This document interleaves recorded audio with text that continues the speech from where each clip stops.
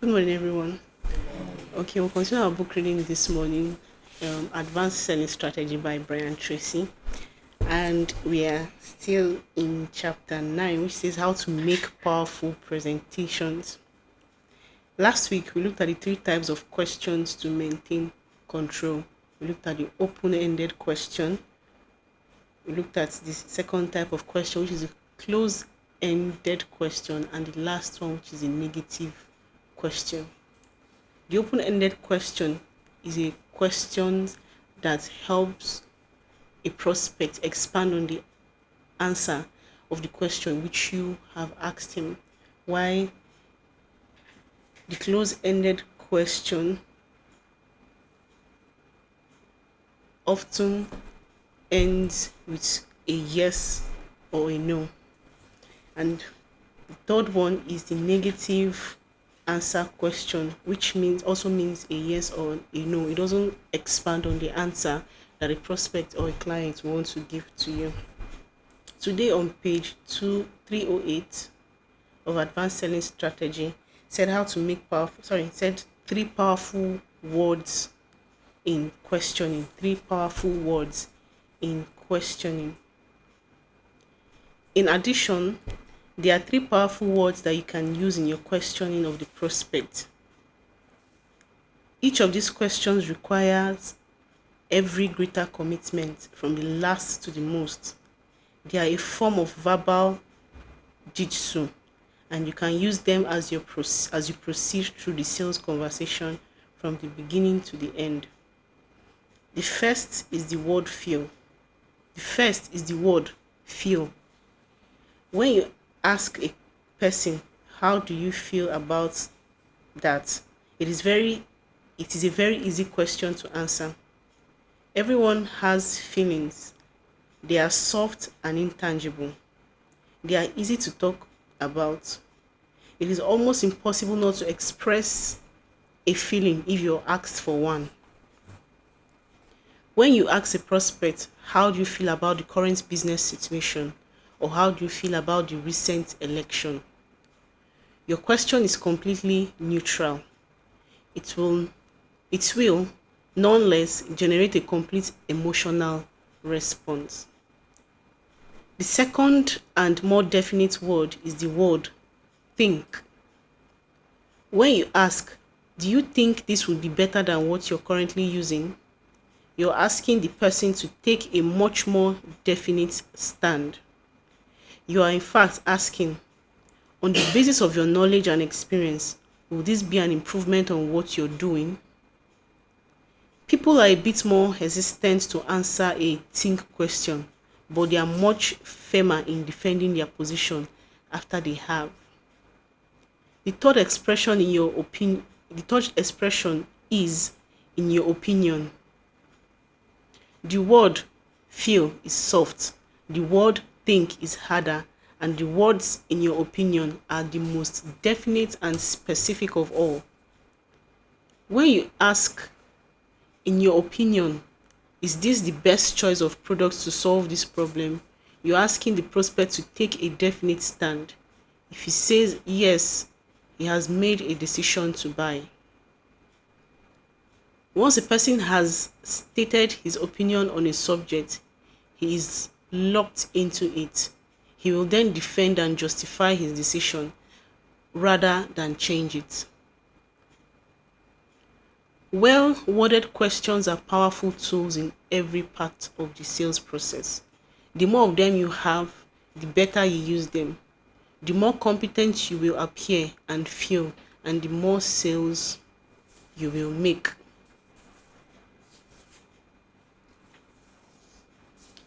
The next one says the customer's unspoken questions.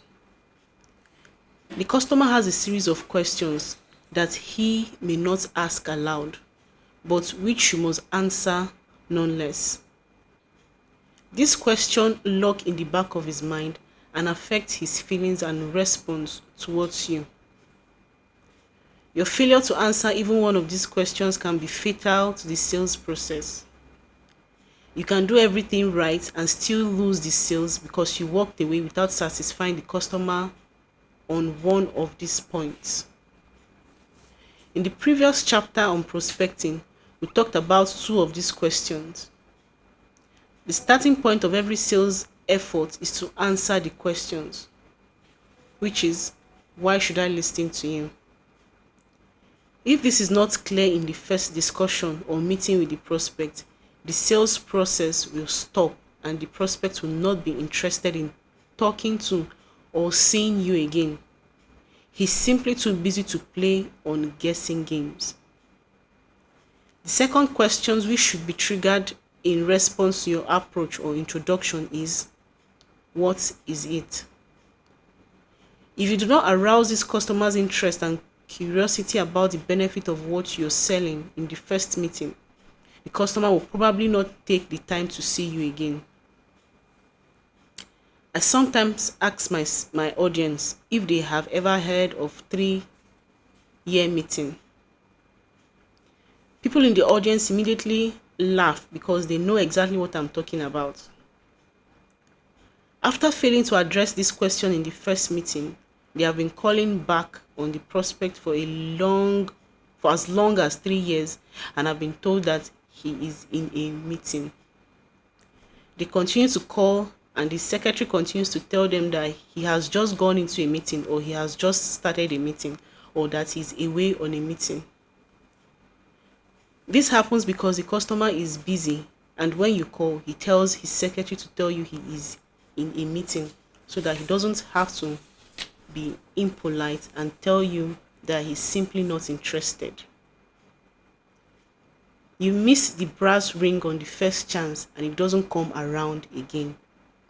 You failed to answer the key questions, he or her satisfaction, and you don't get another chance. Okay, this is your stuff for our reading today. The last paragraph which you just read on page 309 said the customer's unspoken questions.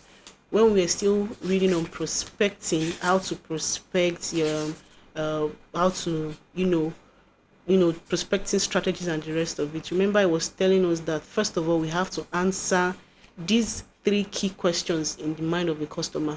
One of these questions is, why should they listen to you? And the next one is, what is it? Like, what do you have to talk to me about and the rest of it? So if you're not able to answer these three questions, which we've not read on the third one, but we've just talked about 2 for today, which are the customers' unspoken questions, you won't be able to satisfy them. And they might probably tell you the next time you call, they might probably tell you that they are busy and they wouldn't want to see you. Why? Because they are unsatisfied with whatever you had to bring to the table in the first meeting or in the first presentation. Then where we started from this morning on page 308 says 3 powerful words in questions. These are like key points. These are like pinpoints or kind of questions you're meant to ask your prospect that will trigger something in them to tell you what they feel inside, how they feel inside, what they want to satisfy, and what they feel your product should satisfy. And one of those 3 is the word feel. How do you feel about this? How do you feel about that? How do you feel about a product or a gadget that can protect your appliance? Or what do you feel about? Just ask them how they feel about something, and it tends to bring out answers, information that can satisfy you, and you know what to do. Like where we read last week, someone who asks questions is in control. Questions help you to be in control of your sales conversation or your sales presentation. And one of the words we have learned this morning that you have to use is feel. Is a key word. You have to ask about how they feel about something. Then the second one is think. What do they think about something? When you ask someone what you think about something, it helps to bring out an emotional response about what the question you're asking. Then the third one is in your opinion. The word you're in your opinion. What do they think? What is your opinion? What do they have to contribute to in something like that? What do they understand? Or what do you have to, put in or contribute to a particular choice of product or something? So these 3 words are very powerful when asking your client questions to help you gather the kind of information you need to make your presentation and tell them more about your product and services. And the last part here, before we went to the customers unspoken question, it says well worded questions are powerful tools in every part of sales process. The more of them you have and the better you use them, the more competent you will appear and feel, and the more sales you will make. So these three powerful words in questioning are very, very important when talking to your clients, when making a sales presentation, and the rest of it. So this is your stuff for our reading this morning. Thank you.